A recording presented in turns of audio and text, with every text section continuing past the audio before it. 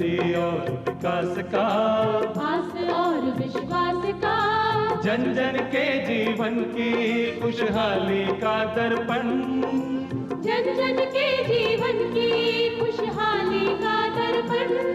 ये है कृषि दर्शन, ये है कृषि दर्शन, ये है कृषि दर्शन। होली के रंगों का भी अपना एक अलग ही महत्व है। जैसे होली के रंग अपने रंग में हम सभी को रंग लेते हैं, ऐसे ही किसान के खेत की मिट्टी का भी अलग अलग तरह का रंग होता है। कहीं काली तो कहीं पीली तो कहीं भूरी तो कहीं लाल, कहीं सख्त तो कहीं नर्म। इन सब के बावजूद भी ये अपने फ़र्ज़ को पूरा करती हैं। हमारे किसानों को धन धान्य और अन्न से परिपूर्ण करती है। तो हुआ ना ये महत्वपूर्ण और अनुपम रिश्ता, जैसे आपका और हमारा।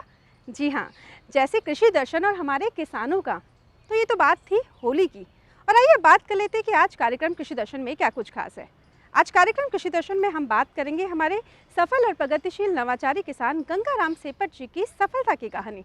तो चलिए कार्यक्रम की शुरुआत करते हैं, लेकिन उससे पहले देख लेते हैं खबरें खेती की। किसान भाइयों नमस्कार, खबरें खेती की में आप सभी का स्वागत है। किसान भाइयों, आप सभी को रंगों के इस त्योहार होली की हार्दिक शुभकामनाएं। आशा करते हैं होली के ये रंग आपके जीवन में हर्षो उल्लास और उन्नति लेकर आएं। इसके साथ ही आइए शुरुआत करते हैं खेती से जुड़ी आज की खास खबरों के साथ। अवधि पार ऋण चुकाने के लिए एक मुश्त समझौता योजना लागू। गेहूं बेचने के लिए ऑनलाइन रजिस्ट्रेशन अनिवार्य।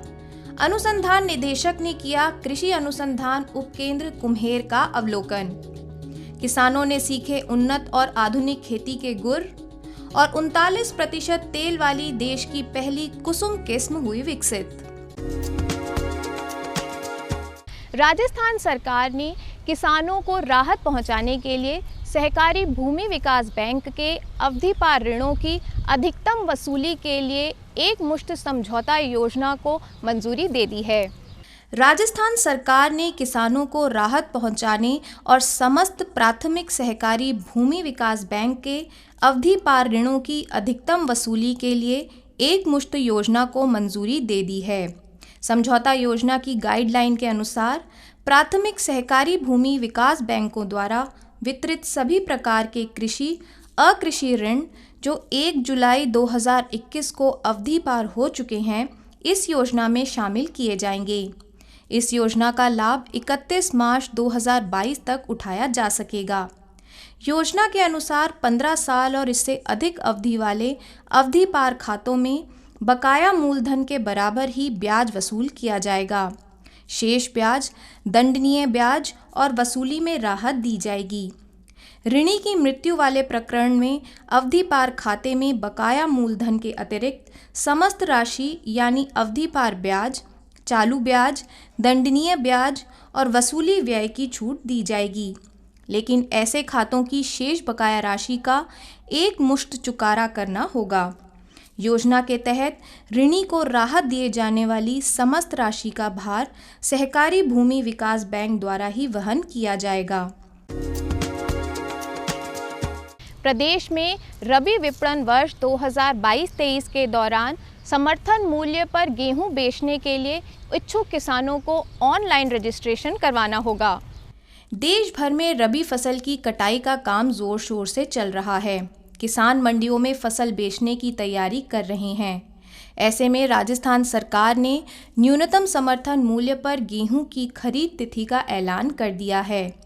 खाद्य और नागरिक आपूर्ति विभाग के शासन सचिव नवीन जैन ने बताया कि राज्य में रबी विपणन वर्ष 2022-23 के दौरान न्यूनतम समर्थन मूल्य पर गेहूं की खरीद कोटा में 15 मार्च से, जबकि शेष जिलों में यह खरीद 1 अप्रैल से 10 जून तक की जाएगी। उन्होंने बताया कि समर्थन मूल्य पर गेहूं बेचने के लिए इच्छुक किसानों को ऑनलाइन रजिस्ट्रेशन करवाना होगा। राज्य सरकार द्वारा इस कार्य के लिए एक ऑनलाइन पोर्टल विकसित किया गया है। पंजीयन करवाने के लिए जन आधार अनिवार्य होगा। उन्होंने कहा कि इसके लिए कुल 389 क्रय केंद्र बनाए गए हैं। केंद्र सरकार द्वारा रबी विपणन वर्ष 2022-23 में गेहूं का समर्थन मूल्य 2015 रुपये प्रति क्विंटल घोषित किया गया है। उन्होंने कहा कि जिला कलेक्टर और क्रय एजेंसियों को गेहूं के समर्थन मूल्य पर उपार्जन, क्रय केंद्र, बारदाना, भंडारण, किसान की पहचान और भूमि अभिलेखों के सत्यापन, खरीद और उठाव के समय तौल कांटों की व्यवस्था संबंधी दिशा निर्देश जारी किए गए हैं। साथ ही भारत सरकार द्वारा जारी गुणवत्ता मापदंडों का पूरा प्रचार प्रसार ग्राम पंचायत स्तर तक करने के निर्देश दिए गए हैं। श्री कर्ण नरेंद्र कृषि विश्वविद्यालय जोबनेर के अनुसंधान निदेशक डॉक्टर मोहन लाल जाखड़ ने कृषि अनुसंधान उप केंद्र कुम्हेर का भ्रमण कर वहां की कृषि समस्याओं पर चर्चा की। कृषि अनुसंधान उप केंद्र कुम्हेर के प्रभारी डॉक्टर उदय भान सिंह ने कहा कि फार्म अवलोकन के दौरान जैविक खेती और वर्षा आधारित खेती पर चल रहे अनुसंधानों की भी समीक्षा की गई। भ्रमण के बाद डॉक्टर जाखड़ ने वैज्ञानिकों की समीक्षात्मक बैठक ली, जिसमें कृषि संभाग भरतपुर की प्रमुख कृषि समस्याओं के बारे में चर्चा की गई। उन्होंने यहाँ की समस्याओं, जिनमें मुख्य रूप से क्षारीयता, सरसों में ओरोबंकी व तनागलन, नैनो उर्वरकों का प्रयोग, गेहूं में अधिक तापमान सहन करने वाली किस्में विकसित करने आदि के अनुसंधान की आवश्यकता जताई। डॉक्टर सिंह ने कहा कि चर्चा के दौरान यह बात सामने आई कि चने में राइजोबियम कल्चर और पीएसबी कल्चर को गोबर की खाद में मिलाकर बुआई के समय प्रयोग करने से उपज में वृद्धि होती है। इसी तरह सौंफ की छिड़काव विधि के बजाय सीड ड्रिल से बुआई करने से 2 से 3 सिंचाई में ही अच्छी उपज प्राप्त हो जाती है, जबकि छिड़काव विधि से बुआई करने से उतनी ही उपज प्राप्त करने के लिए 5 से 6 सिंचाई करने की आवश्यकता होती है। उन्होंने यह भी कहा कि केंद्र पर लगाई गई सरसों की विभिन्न किस्मों में राधिका और ब्रिजराज किस्मों के अच्छे परिणाम आ रहे हैं। एक निजी संस्था द्वारा बस्सी और जम्वा रामगढ़ क्षेत्र के 15 किसानों को समन्वित और संरक्षित खेती करके आमदनी बढ़ाने के बारे में जानकारी दी गई। बस्सी की एक निजी संस्था के सहयोग से 15 किसानों को प्रगतिशील किसान गंगाराम सेपट के ऑर्गेनिक रिसर्च फार्म का भ्रमण कराया गया। गंगाराम सेपट ने कहा कि इन किसानों को समन्वित कृषि प्रणाली, उन्नत कृषि यंत्रों का उपयोग, बकरी पालन, भेड़ पालन, गाय और भैंस पालन तथा पशुओं के हरे चारे के लिए अलग अलग घास के बारे में जानकारी दी गई। इसके साथ ही उन्हें अंजीर, स्ट्रॉबेरी फार्म, मछली पालन, पॉली हाउस में खीरे की खेती और मिर्च और टमाटर की उन्नत किस्मों के साथ विदेशी खरबूजे की खेती कर किसान सालाना 25 से 30 लाख रुपए कैसे कमा सकते हैं, इसके बारे में भी विस्तार पूर्वक जानकारी दी गई। उन्होंने बताया कि किसानों को घर में ही बायो पेस्टिसाइड्स का उपयोग कर कीट और व्याधियों का नियंत्रण कैसे कर सकते हैं, इसके बारे में भी बताया गया। उन्होंने कहा कि बूंद बूंद सिंचाई गेहूं की श्री विधि से खेती के साथ साथ गेहूं में नैनो डीएपी के उपयोग का प्रदर्शन भी किसानों को दिखाया गया।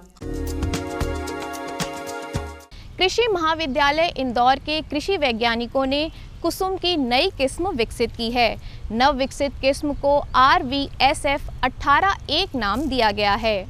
कृषि महाविद्यालय इंदौर के वैज्ञानिक डॉक्टर M.K. सक्सेना और डॉक्टर उषा सक्सेना ने कुसुम की नई किस्म RVSF 18-1 को विकसित करने में सफलता हासिल की है।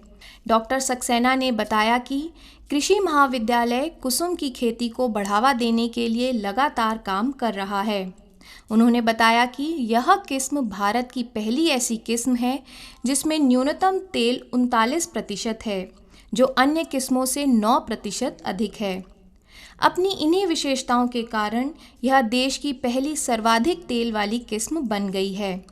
उन्होंने बताया कि RVSF 18-1 को केंद्र सरकार द्वारा अधिसूचित कर दिया गया है।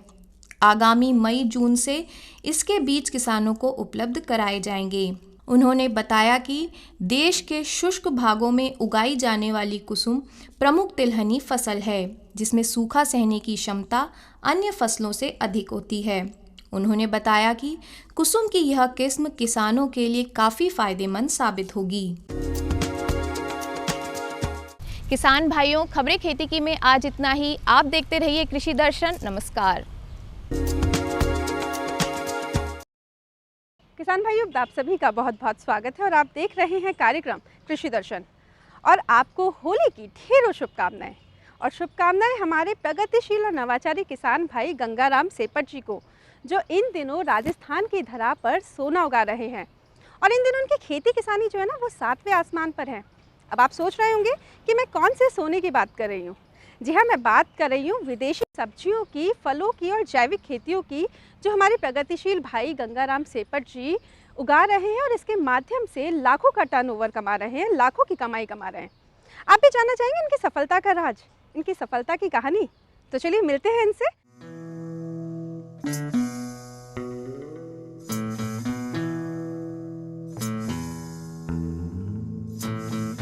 किसान भाइयों, जैसा कि आप अच्छी तरह से जानते हैं कि वर्तमान समय कृषि में प्रतिस्पर्धात्मक युग है। यानी जो किसान जी तोड़ मेहनत करेगा और अन्य किसानों की अपेक्षा आधुनिक खेती करेगा, वह निश्चित रूप से प्रगति की राह तय करेगा। ऐसा ही हमारे राजस्थान के कुछ किसान लगातार कर रहे हैं। कुछ किसान तो जैविक खेती में आदर्श स्थापित कर रहे हैं। कुछ किसानों ने जैविक खेती वाकई इस प्रकार से की है कि आज देखते ही देखते वो मिसाल बन गए हैं। ऐसे ही एक किसान हैं जयपुर जिले के कालक गांव के रहने वाले गंगाराम सेपट।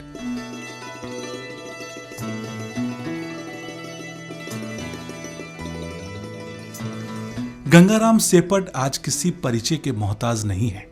गंगाराम सेपट को वैसे तो कई राष्ट्रीय सम्मान मिले, लेकिन विशेष बात यह रही कि हाल ही में दिल्ली में आयोजित हुए पूसा कृषि विज्ञान मेले में इन्हें IARI अध्येता राष्ट्रीय सम्मान से भी सम्मानित किया गया।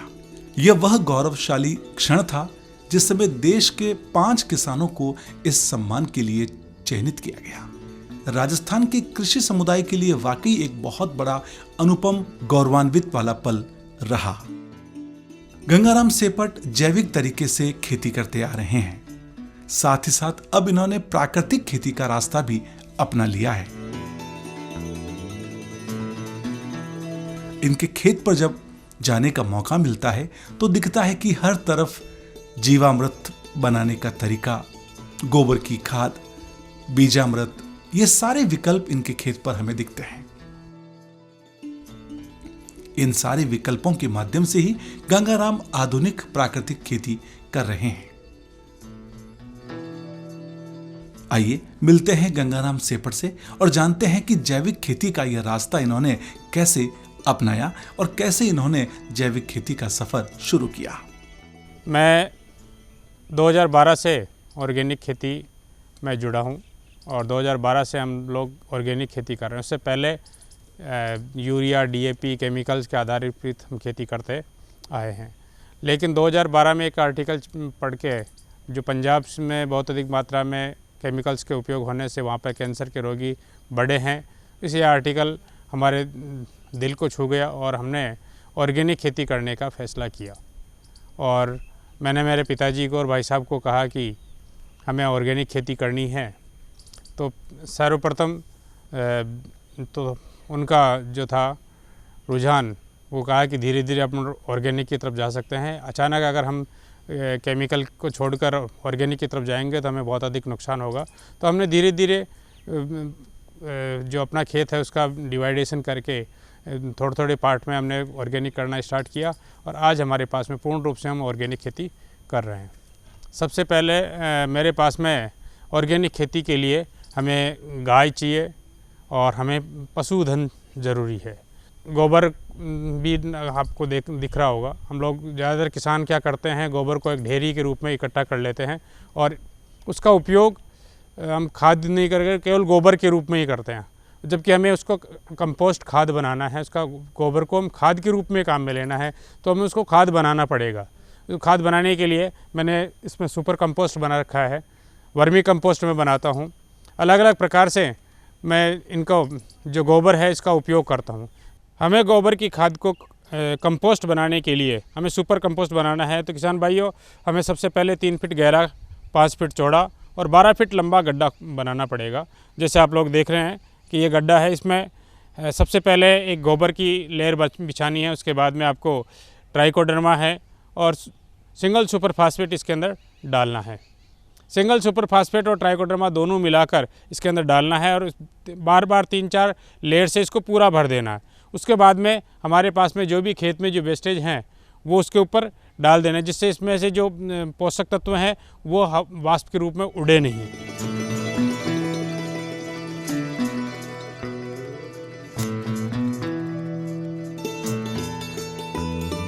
जो कीट और पतंगे हैं उनको फसल से बचाने के लिए मैंने संपूर्ण जैविक काढ़ा ईजाद किया। संपूर्ण जैविक काढ़े के अंदर सबसे पहले जीवामृत में काम में आने वाले 5 तत्व जो हैं, गौमूत्र है, गोबर है, इसके अलावा जीत मिट्टी है, बेसन है और गुड़ है। इनके अलावा ये तो पोषक तत्व बढ़ाने का काम करते हैं, साथ ही कुछ रस चूसने वाले कीड़ों को कंट्रोल करने का काम करते हैं। इसके अलावा जो है मैंने इसमें पंचपर्णी का भी इसमें मिलाया, जिसके अंदर पंचपर्णी के अंदर नीम के पत्ते हैं, करंज के पत्ते हैं, आक के हैं, धतूरा है, गंवारपाटा है और खींपड़ी है। ये 6 पत्तों को भी इसके अंदर मिलाया, जिससे पोषक तत्वों के साथ साथ में रस चूसने वाले कीड़ों को भी कंट्रोल किया जा सके। आज इनकी फसलें दूसरे किसानों की खेतों की फसलों की अपेक्षा अलग ही दिखती है। इसका कारण है जैविक खेती यानी प्राकृतिक खेती। प्राकृतिक खेती का तात्पर्य है कि प्रकृति से जुड़ी हुई खेती, प्रकृति के प्रत्येक अवयव को शामिल करके जो खेती की जाती है उसे प्राकृतिक खेती कहा जाता है। गंगाराम सेपट ने इसी बात के महत्व को समझते हुए प्राकृतिक खेती करना शुरू किया। ये मेरे बायो लैब है, इसके अंदर आप देख रहे हैं यार बहुत सारे ड्रम पड़े हुए हैं। इन ड्रमों में अलग अलग कल्चर्स है। ये कल्चर्स की मदर कल्चर्स के रूप में मैं मसाला अनुसंधान केंद्र तबीजी से इनके मदर कल्चर लेके आता हूँ। इसमें मेटाराइजिया है जो हानिकारक, जो रस चूसने वाले जो कीड़े हैं उनको ख़त्म करने का काम करता है। दूसरे वाले ड्रम के अंदर वर्टिसेलियम है, ये भी रस चूसने वाले जो कीड़े हैं उनको ख़त्म करने का काम करता है।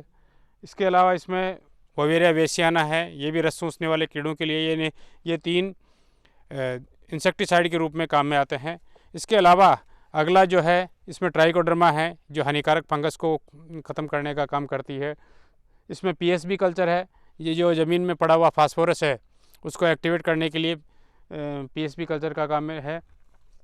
ये हिस्टुला थॉम्सन है, ये मकड़ी नाशक के रूप में काम में लिया जाता है। मकड़ी जब हो जाती है रेड माइट या वाइट माइट, कोई सी भी माइट हो, उस सबको ख़त्म करने के लिए इसका उपयोग किया जाता है। सुडोमोनास है, ये भी हानिकारक फंगस को ख़त्म करने का काम करता है। बेसिलस सबटिलस और पेसिलोमाइनस, ये दोनों जो है वो, क्योंकि हमारे पास में पॉली हाउस है और पॉली हाउस के अंदर कीड़े के अंदर जड़गांठ हो जाती है, तो उस सबको निजात पाने के लिए इनका उपयोग करते हैं। किसान भाइयों, आप में से अमूमन लोग ये जानते होंगे कि गंगाराम सेपट विदेशी सब्जियों की खेती के लिए बहुत मशहूर है और विशेषकर यदि मैं बात करूं तो स्ट्रॉबेरी की खेती के लिए इनका काफी नाम है। गंगाराम सेपट ने स्ट्रॉबेरी की आधुनिक तरीके से खेती की और न केवल खेती की अपितु इससे लाभ भी कमाया। आइए जानते हैं स्ट्रॉबेरी की खेती करके किस तरह से इनके जीवन की दिशा बदली। स्ट्रॉबेरी की खेती करने का मुझे सुझाव मेरे एक मित्र रविंद्र स्वामी झालावाड़ का है, उसने मेरे को बताया कि इस तरीके से वो झालावाड़ में स्ट्रॉबेरी की खेती करता है। तो उसने कहा कि जयपुर जैसे मेट्रो शहर में आप इसकी खपत काफ़ी मात्रा में है, तो आप स्ट्रॉबेरी की खेती कीजिए। फिर उसने कुछ मुझे सुझाव दिए, उसके बाद में मैंने नेट पे इसके बारे में जानकारी ली। और राजस्थान जैसे क्लाइमेट के लिए ये सूटेबल नहीं है, लेकिन हमने इसको किस प्रकार से इसमें लगाएं, उसके बारे में पूरी नेट के ऊपर मैंने सर्च किया, जानकारी ली और बाद में हमने 1 अक्टूबर को, यानी आज से 3 साल पहले 1 अक्टूबर को हमने ये स्ट्रॉबेरी के पौधे लगाए थे। और शुरुआत में जो जहाँ से हम स्ट्रॉबेरी के पौधे लेके आए थे के बायो प्लांट वाले से, तो उन्होंने मेरे को बताया था कि इस तरीके से आप इसको टेम्परेचर कितना चाहिए उसके बारे में जानकारी करने के बाद में, तो सबसे पहले क्योंकि अक्टूबर के महीने में यहाँ का जो टेम्परेचर है 25 डिग्री से ऊपर होता है, तो उससे बचाने के लिए मैंने इसमें स्प्रिंकलर सिस्टम लगाया और इसका टेम्परेचर जो जितनी दूर में लगाया उतनी दूर का इसका टेम्परेचर हमने कम किया और इसके ऊपर इसको कवर भी किया, नॉन ओरल से इसको कवर किया जिससे इसका टेम्परेचर में इसको बचाया जा सके। गंगाराम सेपट के प्रत्येक कृषि कार्य में इनका साथ देती है इनकी धर्मपत्नी, जो स्वयं एक जागरूक महिला किसान है। मैं इनके साथ में पॉली हाउस, ये जो इनकी ओपन फील्ड है उसमें, और जो खेती का ये सारा काम करते हैं उनके साथ में इनका सहयोग करती हूँ। जो ये जैसे ये मैनेजमेंट बताते हैं उसमें सारा देख रेख करते हैं हम लोग में, जैसे फसल की तुड़वाई करना, निराई गुड़ाई करना, और जो हम जैसे खीरे वगैरह टूटते हैं उसमें भी हम देख रेख करते हैं, पैकिंग किस तरह से हो रही है, सही हो रही है कि नहीं हो रही है, फ्रूटिंग वगैरह भी सही आ रही है कि नहीं आ रही है, उस सब के साथ में हम सर के साथ में मिलकर सारा काम करते हैं। किसान भाइयों, गंगाराम सेपट ने विदेशी सब्जियों की श्रेणी में लेट्यूस, ब्रोकली आदि सब्जियों की भी खेती की और आज देखते ही देखते राज्य के एक प्रगतिशील किसान के रूप में उभर गए। धीरे धीरे इनका पूरा परिवार भी कृषि कार्यों में इनका साथ देने लगा और आज देखते ही देखते इनका ज्ञान कृषि वैज्ञानिकों से भी आगे बढ़ गया। जैविक खेती के लिए हमने इस गोबर को, खाद को सड़ा गला करके इसमें इसको तैयार करके खेत में डालते हैं और खाद के अलावा हम कोई भी काम में नहीं लेते। खाद गाय भैंस का, और अब धीरे धीरे हम भेड़ पालन की तरफ भी जा रहे हैं। भेड़ भी हमने अविका नगर से लाके 10 छोटे छोटे मेमने हैं उनको तैयार कर रहे हैं। अगर सही तरीके से मुनाफा रहा तो हम ये चाह रहे हैं कि अगली बार से बकरी पालन की तरफ भी हमारा रुझान हो रहा है। किसान भाइयों, वर्तमान समय में कृषि में कुछ हटकर करने का है। गंगाराम सेपट ने इसी बात को अपना मूल मंत्र बनाया। उन्होंने समझा कि लकीर का फकीर अब बने नहीं रहना है। कृषि में यदि कुछ विशेष करना है, कुछ हटकर करना है और राष्ट्रीय सम्मानों तक पहुंचना है तो निश्चित रूप से कुछ हटकर करना होगा।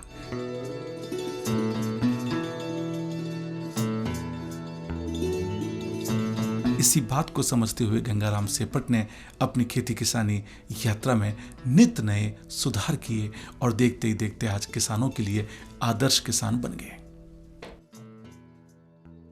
किसान भाइयों, यह हमारा सिलसिला है लगातार आपको राज्य के प्रगतिशील किसानों की खेती किसानी यात्रा से रूबरू करवाने का। आगे भी आप लगातार हमारे साथ देखेंगे राज्य के विभिन्न अंचलों के प्रगतिशील किसानों की सफलता की कहानियां और आप प्रेरित होंगे लाभकारी खेती के प्रति।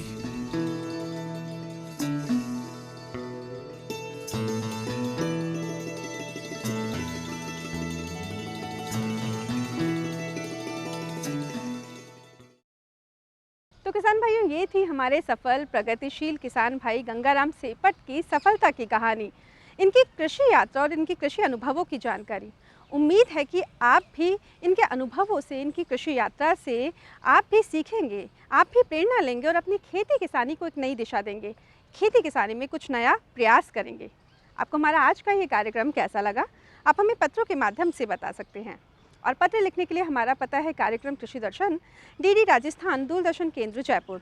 और अगर आप हमें पत्र ना लिख पाए तो आप हमें ईमेल भी कर सकते हैं। हमारा ईमेल आईडी है krishidarshanjaipur@gmail.com। और हमेशा की तरह हमें रहेगा आपके पत्रों और आपके ईमेल्स का इंतज़ार। और जाते जाते एक बार फिर से होली की ढेरों शुभकामनाएं। मैं एक कविता आपको कहना चाहूँगी, अशोक चक्रधर की कविता है कि लिखनी नई कहानी है, होली नई मनानी है। लिखनी नई कहानी है, होली नई मनानी है, खेतों और खलिहानों की, श्रमिकों और किसानों की सोई शान जगानी है। लिखनी नई कहानी है, होली नई मनानी है। तो आप भी होली के इस रंग में रंगिए। लेकिन हम फिर हाजिर होंगे कार्यक्रम कृषि दर्शन में एक नए रंग के साथ, एक नए अंक के साथ। तब तक के लिए हमें दीजिए आज्ञा। शुभ होली, सुरक्षित होली।